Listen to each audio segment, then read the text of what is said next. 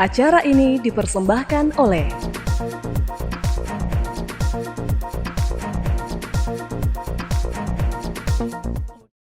Halo pemirsa Monas TV, senang sekali saya Andrea Ririn Karina dapat kembali menjumpai Anda dalam Monas Daily. Dalam beberapa menit ke depan, kami akan menyajikan berita-berita terpercaya hanya untuk Anda.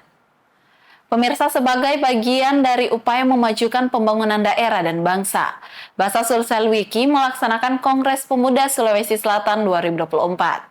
Kegiatan ini sebagai pendorong aksi pemuda untuk masa depan Indonesia Emas 2045.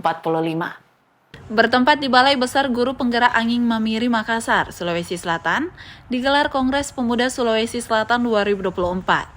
Kegiatan ini bertujuan mendorong partisipasi aktif pemuda dalam pembangunan daerah dan bangsa. Kongres yang digelar pada 10 hingga 11 Desember 2024 ini diinisiasi oleh Basa Sulsel Wiki, menghadirkan berbagai pembicara kunci dan sesi diskusi untuk menciptakan sinergi antara pemuda, pemerintah, dan masyarakat. Manajer program Basa Sulsel Wiki, Ita Masita Ibnu, menekankan pentingnya pelibatan pemuda dalam pengambilan keputusan. Dirinya berharap melalui kongres ini, suara pemuda tidak hanya didengar, tetapi diwujudkan dalam aksi nyata menuju Indonesia Emas 2045, serta struktur komunikasi yang efektif antara pemuda dan pemerintah harus terus dibangun, termasuk melalui platform media sosial. Kongres Pemuda ini bertujuan menjadi ruang dialog yang setara dan inklusif antara pemuda, pemerintah, dan pelaku-pelaku pembangunan lainnya yang ada di Sulawesi Selatan untuk duduk bersama-sama membuka ruang-ruang percakapan, ruang-ruang diskusi, dialog terhadap isu-isu prioritas pembangunan di Sulawesi Selatan untuk sama-sama dikerjakan melalui proses-proses kolaborasi dalam pembangunan. Nah, di dalam 2 hari kongres ini juga kami akan menyepakati 3 isu prioritas yang akan dilaksanakan oleh Basa Sulsel Wiki bersama dengan pemuda dan pemerintah melalui Wikiton Partisipasi Publik di tahun 2025. Ita Masita Ibnu menambahkan, peserta yang hadir merupakan perwakilan dari berbagai instansi level Provinsi Sulawesi Selatan, Kabupaten, dan Kota yang terdiri dari Kota Makassar, Goa, Maros, dan Takalar. Juga dihadiri mahasiswa dari berbagai universitas, serta siswa dari SMA sederajat dan guru-guru pendamping. Tak hanya itu, peserta yang hadir juga ada yang berasal dari organisasi-organisasi kepemudaan dan komunitas pemuda literasi. PLT Kepala Balai Bahasa Sulawesi Selatan yang diwakili oleh Koordinator Kelompok Kepakaran dan Layanan Profesional Literasi Balai Bahasa Sulawesi Selatan, Asma Buasa PSS M. menyampaikan jika pemuda memiliki kekuatan besar untuk membawa perubahan. Dan kongres ini disebutnya bertujuan mendorong partisipasi pemuda pada isu strategis seperti pendidikan, kesehatan, lingkungan berkelanjutan, dan transformasi digital. Ia pun berharap kegiatan ini menghasilkan pemuda yang berkomitmen untuk melanjutkan aksi nyata di berbagai bidang. Sementara itu, PJ Gubernur Sulawesi Selatan yang diwakili oleh Kepala Biro Pengadaan Barang dan Jasa Setda Sulawesi Selatan, Kasman Eshut MM, mengapresiasi kontribusi Basa Sulsel Wiki dan menilai jika peran pemuda sangatlah penting dalam mewujudkan Indonesia Emas 2045. Sebagaimana tadi sambutan yang saya sampaikan pada acara tersebut, kami dari pemerintah Provinsi Sulawesi Selatan ada sama Pak Gubernur sangat mendukung dan mengapresiasi terkait acara yang dilaksanakan oleh Kongres Pemuda Sulawesi Selatan. Tentunya dalam hal ini untuk menghadapi Indonesia Emas 2045, kami dari pemerintah Provinsi Sulawesi Selatan yang juga sejalan dengan apa yang menjadi program dari Bapak Presiden terpilih sangat mendukung, dan tentunya melalui dinas terkait termasuk Dinas Pemuda dan Olahraga dan dinas yang lain tentu kami sangat mendukung, khususnya mungkin terkait pemberdayaan dan pengembangan untuk kepemudaan ke depannya. Harapan kami mewakili Bapak PJ Gubernur tentu semoga acara pada hari ini menghasilkan ide-ide, kemudian ide-ide tersebut dapat dituangkan dan dapat dikerapkan dan diaplikasikan oleh pemuda-pemuda khususnya yang ada di Sulawesi Selatan. Kasman menambahkan, pemerintah Sulawesi Selatan berkomitmen mendukung ide-ide pemuda dan meyakini bahwa kebijakan yang baik harus mencerminkan harapan generasi muda. Dalam kongres ini, Kepala Badan Bahasa Profesor Haji Endang Aminuddin Aziz MA PhD sebagai keynote speaker mengajak seluruh peserta untuk memajukan bangsa melalui pelestarian bahasa Indonesia dan bahasa daerah. Profesor Endang pun menekankan pentingnya mengutamakan bahasa Indonesia, melestarikan bahasa daerah, dan menguasai bahasa asing. Tak hanya itu, kongres ini juga menghadirkan sesi plenari yang membahas peran pemuda dalam pembangunan inklusif. Pembicara seperti Sekretaris Daerah Provinsi Sulawesi Selatan, Jufri Rahman, memaparkan pentingnya kolaborasi antara pemerintah dan pemuda. Lalu ada Nur Mawada Nur dan Ahmad Faril Al-Rajab dari Forum Anak membahas peran pemuda sebagai pelopor dan pelapor dalam Musrenbang. Juga ada Muammar Awaludin S yang merupakan runner-up 1 Duta Pemuda Kota Makassar membahas pemuda bersuara dan berdaya dengan aksi nyata. Sebagai penutup, Harla Sara Oktara dari Bahasa Ibu Wiki mempresentasikan konsep Wikiton sebagai norma baru dalam pelibatan pemuda yang bermakna. Dalam rangkaian kongres ini juga digelar berbagai workshop, di antaranya workshop berpikir kritis, workshop kolaboratif problem solving, dan workshop penulisan persuasif. Berbagai workshop dihadirkan untuk meningkatkan kapasitas pemuda dalam berpikir kritis dan berkolaborasi. Kongres ini disebutkan menjadi bukti bahwa pemuda Sulawesi Selatan siap mengambil peran strategis dalam pembangunan menuju Indonesia Emas 2045. Andrea Ririn Karina, Muhammad Saiful, Unas TV.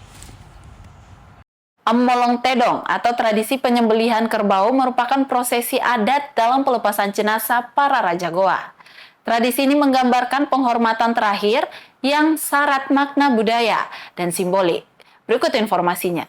Tradisi Amolong Tedong atau penyembelihan kerbau menjadi bagian utama dalam prosesi adat pelepasan jenazah Raja Goa ke-38, Andi Kumala Ijo, Karang Lembang Parang, yang juga dikenal sebagai Sombaya.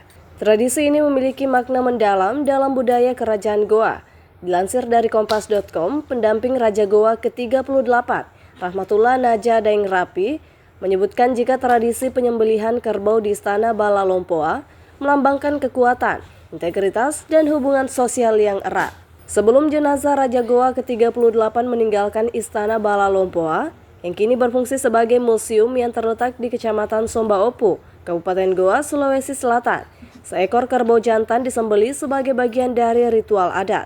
Lalu ada sebuah prosesi melangkahi tubuh kerbau yang telah disembelih.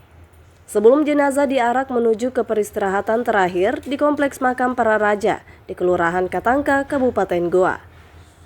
Setelah prosesi adat selesai, jenazah diusung menggunakan keranda khusus raja yang disebut bulekan, berukuran sekitar 3 x 4 meter. Sepanjang perjalanan menuju Kompleks Pemakaman Katangka, keranda ini diarak oleh pasukan Tubarania yang mengenakan pakaian adat khas Makassar berwarna merah. Menurut cucu Raja Goa ke-36, Andi Ijo Karaeng Lalolang, Ipatarai Deng Malolo Karaeng Lakiung, tradisi penyembelihan seekor kerbau merupakan warisan turun-temurun dan pihak Kerajaan Goa terus melestarikannya. Persoalan ini hanyalah warisan turun-temurun. Jika seorang raja meninggal, ya harus seperti itu.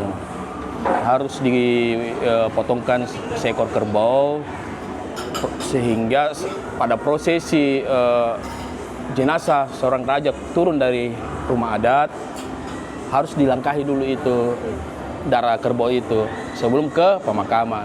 Ini hanya sebuah tradisi. Sebelumnya Raja Goa ke-38, Andi Kumala Ijo Karaeng Lembang Parang, meninggal dunia pada Kamis 28 November 2024 dan dimakamkan pada Jumat 29 November 2024. Almarhum wafat pada usia 65 tahun akibat penyakit jantung yang telah dideritanya sejak 2012. Rahmatia Ifaisyah Rahman, Unhas TV. Wonderson kini hadir dengan wajah baru di Makassar Town Square. Wahana permainan ini kini tak hanya dapat dinikmati anak-anak saja, namun juga orang dewasa.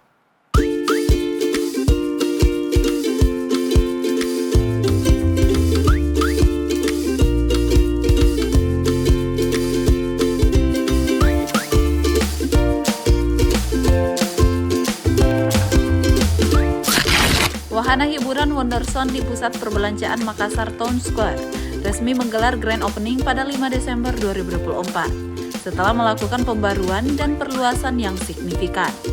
Terletak di lantai 3, Wonderson kini menjadi salah satu destinasi hiburan yang wajib dikunjungi di Makassar. Wonderson kini menyediakan berbagai wahana seru yang bisa dinikmati. Beberapa wahana yang dapat ditemukan di Wonderson diantaranya perosotan, trampolin, mandi bola, benteng Takeshi, dan climbing wall. Salah satu kelebihan dari reopening Wonderson kali ini adalah orang dewasa yang kini sudah bisa ikut bermain bersama anak mereka. Dengan ketentuan berat badan maksimal 80 kg, kini wahana permainan ini dapat dinikmati seluruh anggota keluarga, baik anak-anak maupun orang dewasa. Wonderson memberikan harga tiket yang sangat terjangkau, dengan tarif untuk weekday yakni hari Senin hingga Jumat. Pengunjung bisa menikmati wahana sepuasnya hanya dengan membayar Rp90.000. Sedangkan untuk weekend, yakni hari Sabtu dan Minggu, tiket main sepuasnya dibanderol Rp120.000. Bagi pengunjung yang membawa pendamping, ada biaya tambahan Rp20.000.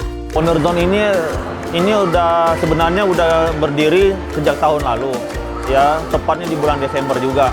Dan kita untuk bulan Desember ini yang kita baru-baru GO reopening tanggal 5 Desember itu hadir lebih besar dan lebih estetik. Jadi ini salah satu wahana terbesar yang ada di Makassar dan ini bisa berlaku untuk anak-anak maupun dewasa.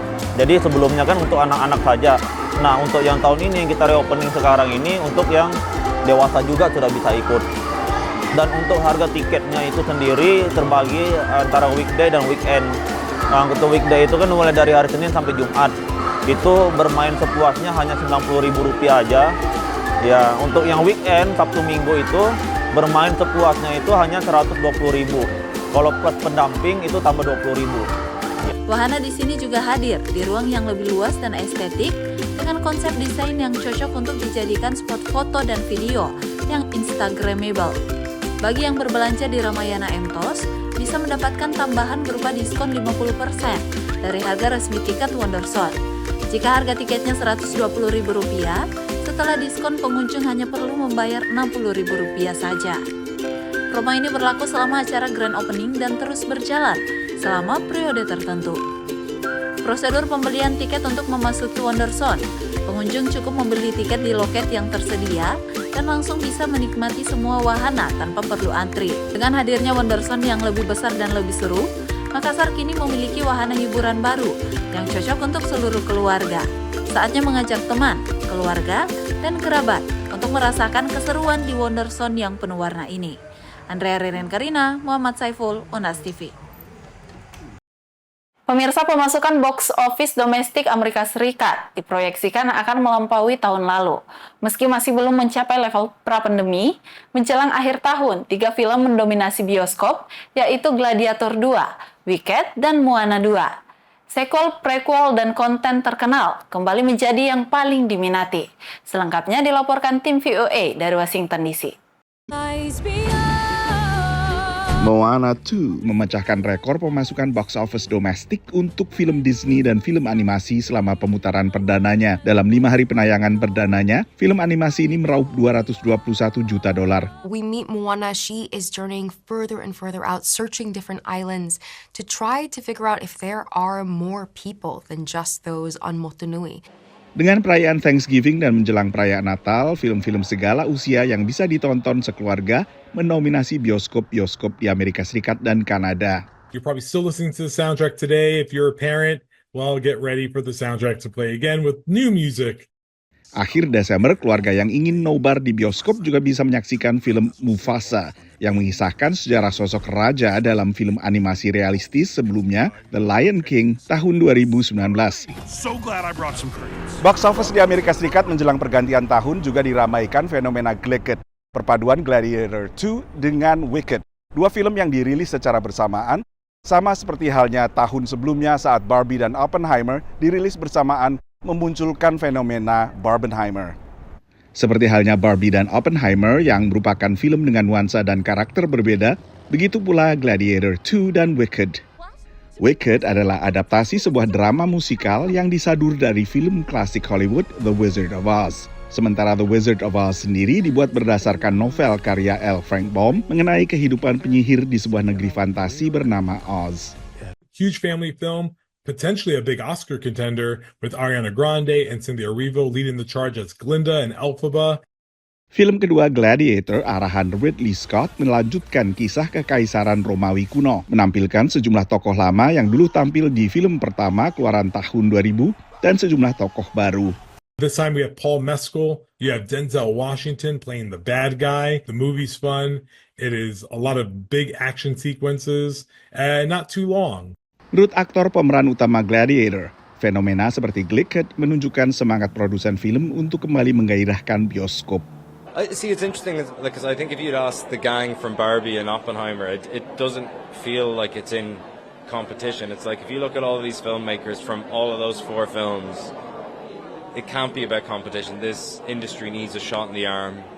Those films gave it last year. We hope to do it this year. Di tengah persaingan ketat dengan layanan streaming video, pemasukan industri film masih belum pulih ke angka pra-pandemi. Selama 2023, pemasukan box office domestik menembus $9 miliar. Angka tertinggi pasca COVID, tapi masih 2 miliar di bawah angka 2019. Dari Washington DC, Nova Purwadi dan tim VOA. Baik pemirsa, berita tadi sekaligus menutup perjumpaan kita hari ini. Jangan lupa untuk terus saksikan Onas Daily hanya di Onas TV. Saya Andrea Ririn Karina mewakili kru yang bertugas. Pamit undur diri dan sampai jumpa.